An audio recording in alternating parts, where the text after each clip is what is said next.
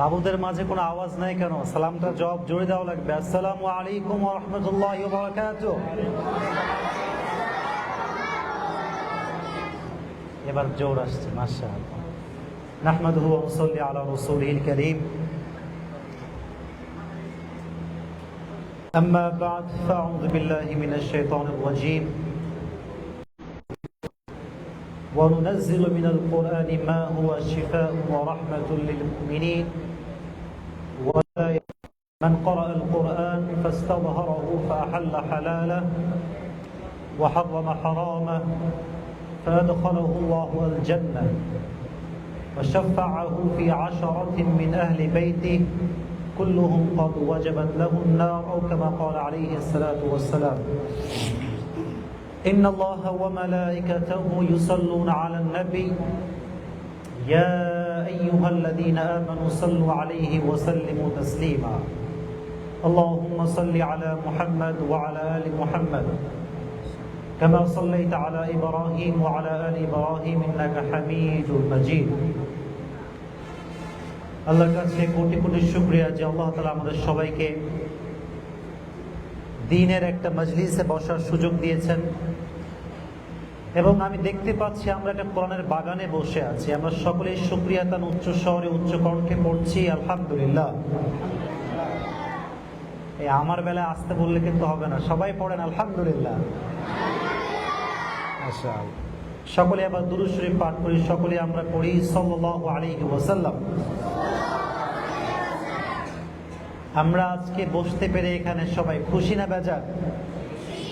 বাচ্চারা তোমরা সবাই খুশি তো? আলহামদুলিল্লাহ, মাশাআল্লাহ।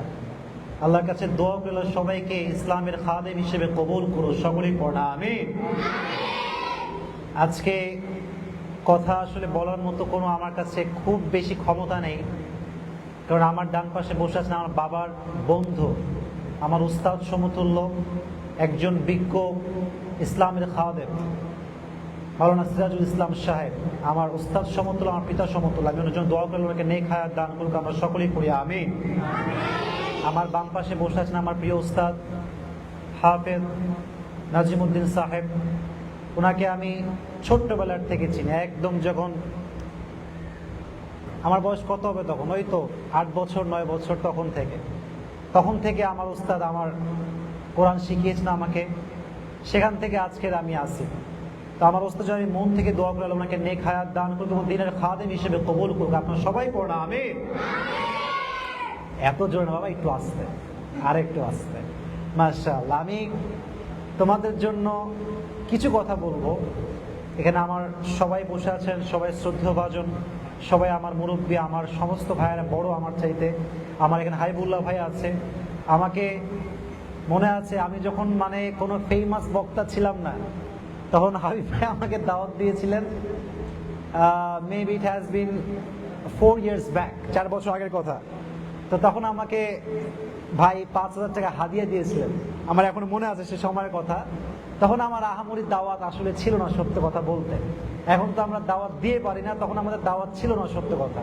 তো আমার প্রিয় ভাই যিনি আমাকে এতটা সম্মান করেছেন সেই সময়ে, আমি হাবিব ভাইয়ের জন্য ওনাকে নেক হায়াত দান করুক, আমরা সকলেই পড়ি আমিন। 3টা তাকবীর দিব আমরা। তাকবীর দেওয়ার শেষ হলে কিছু কথা বলবো, তারপরে আমাদের যিনি মাননীয় সভাপতি সাহেব আছেন উনি কথা বলবেন, তারপরে দোয়া হয়ে যাবে। রাজি আছেন তো সবাই ইনশাআল্লাহ? তাকবীর দিবেন কয়টা সবাই? আমি বলবো লিল্লাহি তাকবীর, আপনারা বলবেন আল্লাহু আকবার। আমি বলছি লিল্লাহি তাকবীর। আচ্ছা, প্রথমটা মোটামুটি হয়েছে, খুব জোরে না। দ্বিতীয়বারটা আরো জোরে হওয়া লাগবে। সবাই একটা কাশি দেন। লিল্লাহি তাকবীর। মাশাআল্লাহ, ওয়েল অ্যাপ্রিশিয়েটেড। লাস্ট টাইম লিল্লাহি তাকবীর। খুব সুন্দর, মাশাআল্লাহ। আচ্ছা, তোমাদের মাঝে হাফেজ কে আছে? হাফেজ হয়েছে? আচ্ছা, 20 পারা হয়েছে কে আছে? 20 পারা হয়েছে? 10 পারা হয়েছে কে আছে? 10 পারা মুখস্থ হয়েছে সবাই কি? আচ্ছা, হেফজোখানা কে আছে? হাত তোলো। হেফজোখানা যারা মুখস্থ করছো, মাশাআল্লাহ, হাত নামাও, হাত নামাও। বাদ বাকি সবাই নাজানায় আছে, তাই না? আচ্ছা, ঠিক আছে। আল্লাহ সবাইকে বিশ্ব বিখ্যাত হাফেজ হিসেবে কবুল করুন, সকলেই পড়ি আমিন। তার ইয়াদ ধরে রাখবে কেমন করে?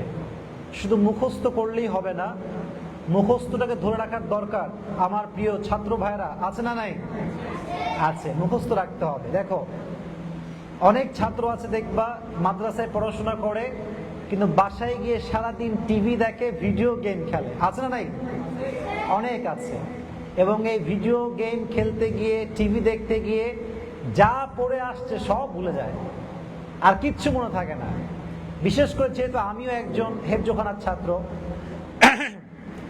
যখন বৃহস্পতিবার বাসায় যেতাম, শুক্রবারে আসতাম, মাঝে মাঝে শনিবারে সকালেও আসতাম, তো বাসার থেকে এসে যখন হেফজোখানায় ঢুকতাম এত মন খারাপ লাগতো আমার যে আমি তো জেলখানায় আবার চলে আসলাম। কোথায় আসলাম আমি? এইটা কোন জগতে আবার আসলাম? তো যখনই তুমি কোরআন থেকে দূরে হয়ে যাবা, মোবাইল গেমে ডুবে যাবা, ভিডিও গেমসে ডুবে যাবা, টিভিতে ডুবে যাবা, তোমার ব্রেন থেকে আস্তে আস্তে কোরআনটা দূর হয়ে যাবে, যা পড়বা মাথায় থাকবে না। এজন্য মুখস্থ রাখতে হলে কিছু টিপস আমি বলছি। আমার উস্তাদ এখানে আছে, এটাও আমার উস্তাদ সমতুল্য। আমার অনেক সময় তো মানুষই নেই, আমি সবার সামনে বিনয়ের সঙ্গে কয়েকটি কথা বলবো। আমরা শোনার জন্য আগেই মন থেকে বলছি ইনশাআল্লাহ। আরে সবাই কও না ইনশাআল্লাহ। যদি কোনো হাফেজ তার তেলাওয়াত সুন্দর করতে চায় এবং তার ইয়াদ ধরে রাখতে চায়, দুইটার জন্য দুই রকম কৌশল, ভিন্ন ভিন্ন কৌশল। অনেক হাফেজ, হুজুররা আমার সঙ্গে একমত হবেন অবশ্যই, তেলাওয়াত সুন্দর কিন্তু ইয়াদ নাই। হুজুর এরকম আছে না? আবার অনেকেই আছে খুব ইয়াদ, আপনাকে এক বসায় ফরম সূরা ফাতিহা টু সূরাতুন নাস শোনায় দিবে এক বসায়, কিন্তু তেলাওয়াত ভালো না। এরকমও আছে। যারা ভালো হাফেজ, যাদের ইয়াদ ভালো, তারা অলওয়েজ একটা বিষয় খুবই sensitive, they are very alert about it, they are very energetic about it. একটা বিষয় আমরা খুব খেয়াল রাখি যাদের ইয়াদ ভালো, সেটা হচ্ছে উঠতে, বসতে, খেতে, ঘুমানোর আগে, নামাজে অলওয়েজ তেলাওয়াত করা। কি করা বলো তো সবাই? আমরা বলি তো সবাই কি করা? তেলাওয়াত করা।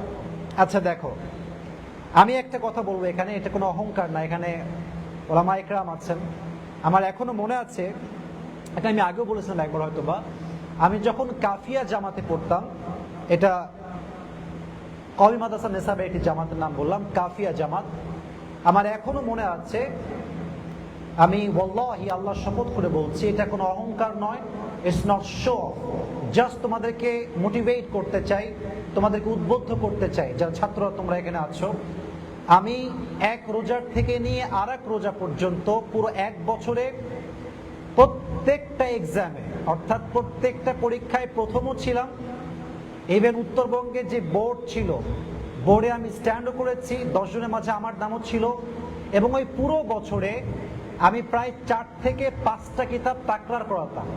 এই সব কিছু মেইনটেইন করে পুরো বছরে এক রোজা থেকে নিয়ে আর এক রোজা পর্যন্ত, অর্থাৎ এক ঈদ থেকে আর এক ঈদ পর্যন্ত আমি মোট 93 খতম তেলাওয়াত করেছিলাম। সবাই পড়ি আলহামদুলিল্লাহ। বলবেন যে আপনি কি খুব অহংকার করছেন? না, অহংকার না। আমি কেমনে করেছি আমি জাস্ট শেয়ার করছি আপনাদেরকে বোঝাবার স্বার্থে, যেন আপনারাও ট্রাই করেন। আমার এখনো মনে আছে, এটা মিথ্যা না, কারণ আমার ছাত্র ভাইরা হয়তো এটা শুনবে ইউটিউবে বা ফেসবুকে। আমি প্রত্যেক দিন ঘুম থেকে উঠতাম ঠিক ভোর 3টা থেকে 3:30টার ভিতরে। আমার এখনো মনে আছে যে আমি প্রত্যেক দিন তাহাজ্জুদে কমপক্ষে 2 থেকে 3 পারা তেলাওয়াত করতাম। আমি শিখাচ্ছি, এদিকে বাচ্চারা এদিকে তাকাও, বাবুরা এদিকে তাকাও, তেলাওয়াত কেমনে করবা। আমরা 5 ওয়াক্ত নামাজ পড়ি না? আরে বলো না, পড়ি না? আমরা পড়ি, মাশাআল্লাহ। প্রত্যেকদিন তাহাজ্জুদে উঠবা, উঠে আল্লাহু আকবার দিয়ে শুরু করবা, যা ইয়াদ আছে পড়া ট্রাই করবা। যে তুমি 10 পারার হাফেজ হও, তুমি 5 পারা পড়বা, তুমি 2 পারা পড়বা, বাট রিপিট আফটার রিপিট পড়তে হয়। প্রত্যেক দিন পড়লে এটা ঠুটস্থ হয়ে যায়। তো আমার এখনো মনে আছে, আমার রেগুলার প্রসেস যা ছিল, দৈনন্দিন আমি যেমনে পড়তাম, এটা হচ্ছে প্রথমে উঠে আমি তাহাজ্জুদে পড়তাম, পড়ে আমি কিতাব মুতালা করতাম। আবার ঠিক আজান যখন দিত, নামাজের ঠিক 15 মিনিট আগে মসজিদে যেতাম। ফজরের পূর্বে আমরা কয় রাকাত সুন্নাত নামাজ পড়ি? বলেন সবাই, কয় রাকাত? ওই 20 মিনিট পাইলে 1 পারা, 15 মিনিট পাইলে 15 পৃষ্ঠা পড়তাম। আবার ফজরের পরে পড়তাম, তারপরে কিতাব মোতালা করতাম, আরো সামনের পড়াগুলো রিভাইজ দেওয়া ট্রাই করতাম, আগের পড়াগুলো পড়া ট্রাই করতাম। সবকিছু মিলিয়ে আমার এখনো মনে আছে যে ওস্তাদ ক্লাসে আসেন নাই, আমার ভাল লাগছে না, আমি মনে মনে তেলাওয়াত করতাম। আমার এমনও দিন গেছে, আমি আবারও বলছি ওয়াল্লাহি ওয়াল্লাহি ওয়াল্লাহি, আল্লাহর কসম করে বলছি, ওয়াল্লাহি বিল্লাহি তাল্লাহি, কোনো শো অফ নয়, আমার এমনও দিন গেছে আমি একদিনে 2 খতম তেলাওয়াত করেছি। কয় খতম? 2 খতম। কেমনে পেরেছি? এটার একটাই মাধ্যম, আমার প্রিয় ছাত্র ভাইয়ারা, একটাই মাধ্যম, তোমাকে মনে মনে পড়ার অভ্যেসটা করে তুলতে হবে। মনে মনে পড়া, এটা ছাড়া তুমি পারবা না। মনে করো তুমি খেতে বসেছো, খাওয়ার পূর্বে তেলাওয়াত করা, মনে মনে তেলাওয়াত। বাসায় যাচ্ছ, রিক্সায় তেলাওয়াত করা। আমার এখনো মনে আছে, আমি যখন নানি বাড়ি গেছিলাম, আমার নানি বাড়ি যাওয়ার সময় আমি 1 খতম মনে মনে পড়েছি, আসার সময় আমি 1 খতম মনে মনে পড়েছি। আর ইয়াদ এতটা ভালো হয়ে গেছিল পড়তে পড়তে, যে আমার ওই সময় চ্যালেঞ্জ ছিল যে আমি পুরো 1 খতম শোনাবো, এক বই থেকে সূরা ফাতিহা থেকে সূরা নাস পর্যন্ত, আমার একটা লোকমাও যাবে না। তো চ্যালেঞ্জ করার পরে আমার সঙ্গে 3 জন বসেছিল যে আমরা শুনবো আপনার পড়া সূরা ফাতিহা থেকে নিয়ে সূরা নাস পর্যন্ত, দেখবো ভুল হয় কিনা। তো আমার এখনো মনে আছে, আমি সরে জামি পড়তাম, পুরো 1 খতম শুনিয়েছি। ফজরের পরে শুরু করেছিলাম, তারপরের দিন ফজরের সময় যেহেতু স্লোলি পড়েছিলাম, 1 ফজর থেকে নিয়ে আর 1 ফজর পর্যন্ত শুনিয়েছি। আমার পুরো কোরআনে ভুল গেছে মাত্র একটা। আলহামদুলিল্লাহ। এটা কেন সম্ভব হয়েছে? শুধুমাত্র কন্টিনিউয়াসলি তেলাওয়াতের জন্য।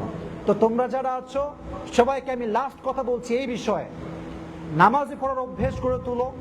পাশাপাশি যখন হাঁটছো, চলছো, খাবার খাচ্ছো, রাস্তায় গিয়ে খেলতেছো, মাঠে খেলতেছো, তখনও তেলাওয়াত করবা।